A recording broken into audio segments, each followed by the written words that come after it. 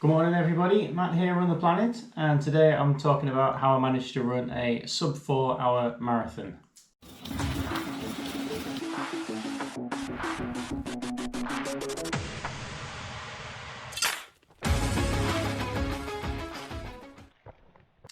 So if you're new to the channel, my channel's all about me trying to run a sub 3 hour marathon. This follows on from last year when I managed to run a sub 4 hour marathon.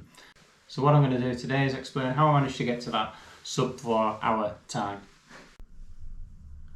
So a sub 4 hour marathon is quite a challenge for most people. And you need to be able to run for 42 kilometers or 26.2 miles at a pace of 5:40 minutes per kilometer, which is about 9:05, 9:07 minutes per mile pace on average for the duration.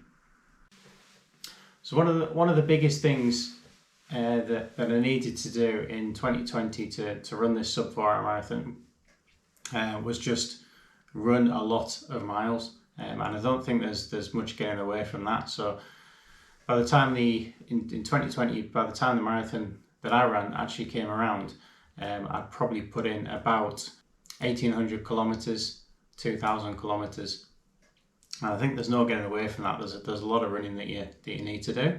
And the longest distance that I've ever raced in was a half marathon.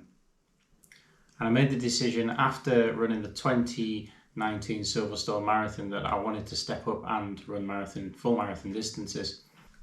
So the biggest thing for me at that point was, how do I get from 21 kilometers or 13 miles up to 26 miles or 42.195 kilometers. So if you've seen one of my injury videos, you'll find out that the stupid way in which I approached it was to go out on a run and run as long as I could. So in early December, I went out and ran 28 kilometers. So I increased my distance from 21 to 28. So I increased by 7 kilometers, which was quite a substantial increase in distance at the time. And then I ended up causing myself an injury. So in hindsight, I should probably have only increased it maybe to 23, 25, 27, maybe 28, do it that way over the space of a few weeks or a month. So that's one thing that I learned from that. But after I recovered from the knee injury, I basically went into just gradually building up my miles. So in January 2020, I managed to run about 240 kilometers. February, I managed to pick up another injury with a knee, February 2020, and then that reduced my mileage to about 130 kilometers. But after that, I fixed into March, 200 kilometers, 220 in April, and 275 in May. So I was gradually increasing my mileage on a monthly basis. For the first half of the year, or the first 4 or 5 months of the year of 2020, I was running quite a lot of, I was just basically going out and running as long as I could. I was basically putting in a lot of miles, which was good, and I don't have any regrets about that. But I wasn't really varying my type of run, so I was going out and just running at what was probably considered a comfortable pace with a push. So I was kind of running a 10k, running a 20k distance, and run to that target pace pretty much all the time. I had realised that just running at one pace all the time was starting to fatigue me a little bit. Not massively, but just noticed my paces weren't increasing hugely. So that's when I shifted to start doing aerobic training. I had looked at the Maffetone method, which I think is very good and very good for a lot of people. I wasn't prepared at the time to dedicate myself to that and run really, really slow at the start. So I didn't really go for that, and I still wanted to do a little bit of speed work. So I took a more relaxed approach of aerobic training. But then into back end of May, June, July, August, I really did a lot of really long runs, 1.5 hour runs, 2 hour runs, and tried to develop my aerobic base. and I really saw my VO2 max level go up in that time. I've actually done a video on how I managed to increase my VO2 max in 6 months by 6 points, so I'll link that at the top right hand corner now.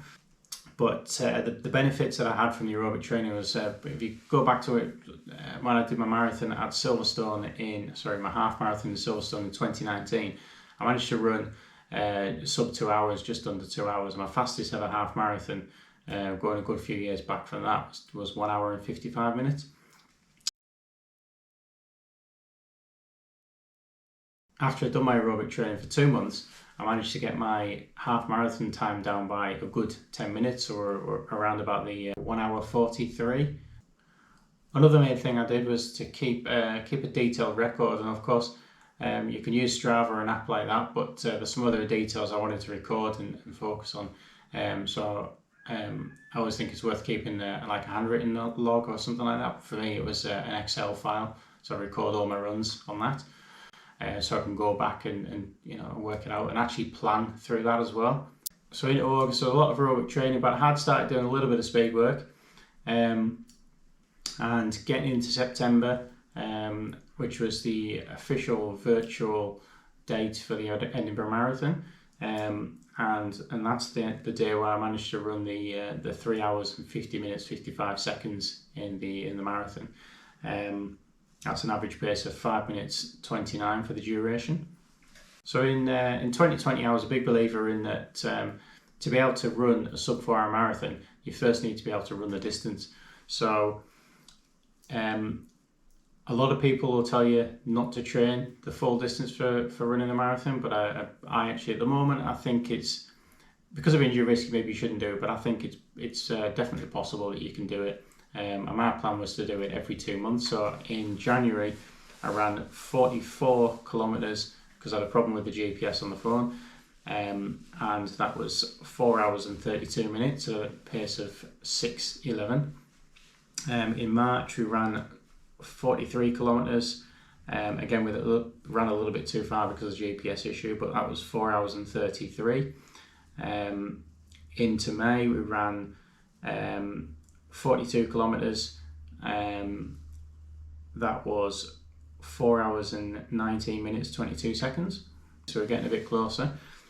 Into July, I did the Dopey Challenge, which was a 5k, 10k, half marathon and full marathon distance over 4 days.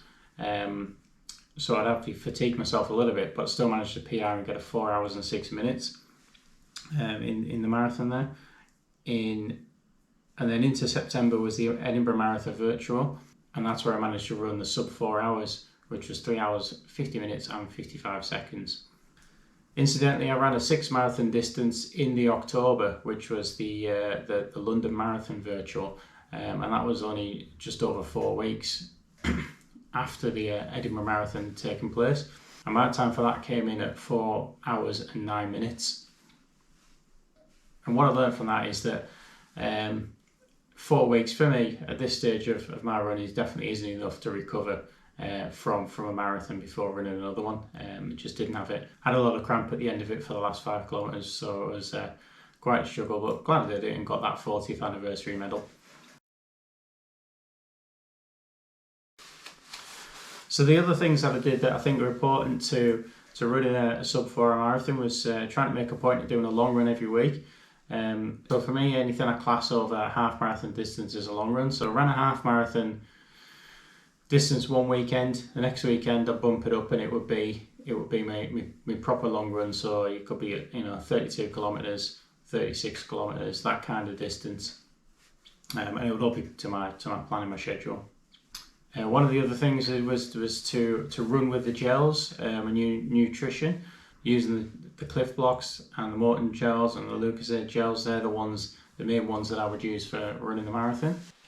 And I consume typically about 1 pack of Cliff Blocks, possibly 2 packs of Cliff Blocks, and then 2 or 3 gels in a marathon distance. One of the big things I changed through the year in running the marathon was taking protein shakes. So probably around about when I started the aerobic training, back into May, June time, I would make sure at the end of a run I'd have a protein shake, give myself another 20-25 grams of protein, just to really help the muscles recover. Time of day running, I think, is important as well. If you find anywhere, a lot of marathons, they kick off around about 9 o'clock, 10 o'clock in the morning. I don't think I'd be able to run a full marathon distance starting off at 4 or 5 o'clock in the afternoon and still get good performance out of it. So it's better to run, or it's better for me to run first. When I did that half marathon PR, sub 4 hours, that was a really early morning start at 7-8 o'clock in the morning. It's also important to pick a course. If you're running a virtual, then you get choice of where you want to run. So I picked the flattest course I could, which essentially was running along a riverside. Obviously, if you're going to run an actual marathon event, the course is already laid out for you, but you can decide which event you're going to run. So some events will start off high up and they'll finish low. The net elevation will be reduced as you run along. I hope that's been useful for you. That's my story on how I managed to run a sub 4 hour marathon. We're now obviously on the journey to running a sub 3 hour marathon. Hopefully this summer or late this spring we'll run a 3:30 marathon at some point, and then run a 3:20 by the end of the year. And then when we're pushing at 2022, hopefully we're going for that sub 3 hour marathon. The training's going really, really well, so I think I should be able to achieve my goals this year. I think most of us can run a sub 4 hour marathon if you've got a good basic health. You're prepared to put in the miles to run to do it, to train up. And you just need to gradually increase your miles. You don't really need to do heavy speed work or anything like that. Probably don't need to do any speed work. Just really focus on the aerobic training. And you probably find that when you go out running, the pace that you're going to run at, your marathon goal pace to run sub 4, is actually not that fast. It's just a case of gradually building up those miles. So you might go out and run 2k, the next day you run 3k, the next week you run 4k, next week you run, and within the space of a year, I think a lot of us could get ourselves up to running that marathon distance. And if not in a year, then 2 years. And maybe the way to do it is to first go for a half marathon, try and master your half marathon, get a few of those in the bag, turn up to a few events and experience what it is like to run at a racing event. But yeah, if you want to run a sub 4 hour marathon, I think that's very possible. Running a sub 3 hour marathon, that's something a little bit different, and I haven't quite mastered that yet, but we're working towards it. So once we get that one done and in the bag, I'll let you know how that's done. So I hope that's been useful for you. Don't forget to like, comment and subscribe to follow the journey. And thanks for watching, and we'll see you next time.